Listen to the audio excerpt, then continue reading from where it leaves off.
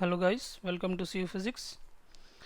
इस क्वेश्चन में हमसे कहा गया है कि एक ऑब्जेक्ट के ऊपर ज़ीरो एक्सटर्नल फोर्स लग रहा है, तो क्या ये पॉसिबल है कि वो ऑब्जेक्ट नॉन ज़ीरो वेलोसिटी से मूव कर रहा है। अगर ऐसा है तो बताइए कि उसकी डायरेक्शन या मैग्नीट्यूड वेलोसिटी की क्या हो सकती है, और अगर ऐसा नहीं है तो एक रीज़न दीजिए।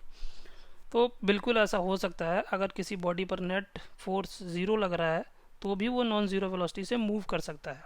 कैसे, आइए देखते हैं। कंसिडर कर लीजिए कि हमारे पास एक सरफेस है जो फ्रिक्शनलेस है, एकदम स्मूथ है, एकदम स्मूथ, और उस पर फ्रिक्शन जो है एकदम ज़ीरो है। आप अज्यूम कर सकते हैं ये एक आइस का स्लिपरी सरफेस आप अज्यूम कर सकते हैं।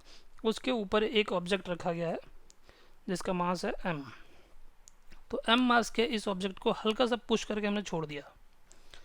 जैसे हमने हल्का सा पुश किया, इसमें आगे क्या वेलोसिटी, मान लीजिए v वेलोसिटी से मूव करने लगा, और अब हमने इस पर फोर्स लगाना छोड़ दिया है। अब इस ऑब्जेक्ट को रोकने वाला कोई नहीं है, क्योंकि क्या है भाई, ये सरफेस है बहुत स्मूथ, तो कोई भी फ्रिक्शन वगैरह इस पर प्रोड्यूस नहीं कर सकता वो। तो अब ये ब्लॉक रुकने वाला नहीं है, ये इसी वेलोसिटी से चलता जाएगा, इसकी वेलोसिटी सेम रहेगी, ये चलता ही जाएगा, चलता ही जाएगा, चलता ही जाएगा। अगर ये सरफेस इनफाइनाइट है तो ये ब्लॉक उस इनफाइनाइट सरफेस पे हमेशा मूव करता रहेगा। तो this is in accordance with Newton's first law.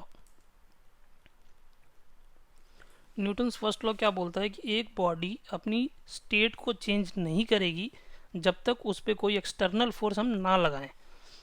तो this is in accordance with Newton's first law. If a body is moving with constant velocity, अगर कोई बॉडी कांस्टेंट वेलोसिटी से मूव कर रही है पहले ही,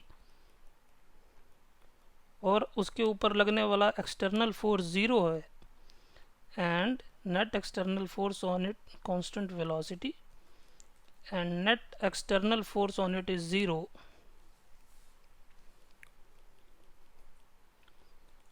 then it continues to move with constant velocity,